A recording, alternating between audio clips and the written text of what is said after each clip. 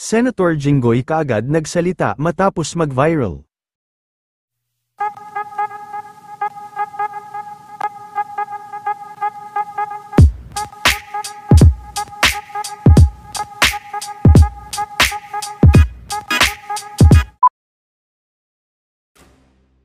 Matapos mag-viral ni Senator Jinggoy Estrada, tungkol sa di umano, ay panunugod at pananakot nito sa isang babae, ay kaagad naman itong naglabas ng pahayag, kung saan ay nilinaw nga nito, na ang kanilang tanging pakay sa kanilang pagpunta, ay ang pamimigay umano nila ng tulong sa mga biktima ng sunog sa San Juan.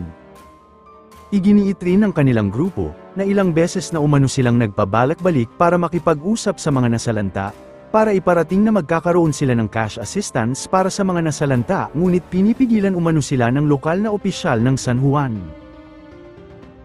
Noong April 18 pa din umano ito nangyari, dagdag pa ni Senator Jinggoy, na mahigit na 1 oras nang nakikipag-ugnayan sa kanila ang kanilang kinatawan ngunit hindi ito nakikipagtulungan, kaya napilitan na itong bumaba.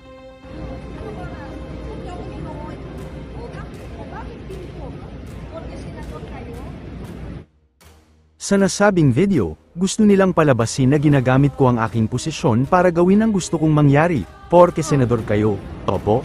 Ako po ay senador at ginagamit ko ang posisyong ito para makatulong lalong-lalo na sa mga taga San Juan na kinalakihan ko at hindi ko hahayaan na mapigilan ako na makiramay sa mga nangangailangan sa panahong kailangan nila ng tulong.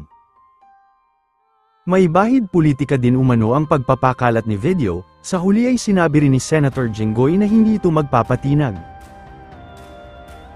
Hindi ako magpapatinag sa mga paninira dahil alam ko na lalabas ang katotohanan, hindi ako mapipigilan na tumulong sa aking mga kababayang nangangailangan sa abot ng aking makakaya, senador man ako o hindi. Ano po ang masasabi ninyo?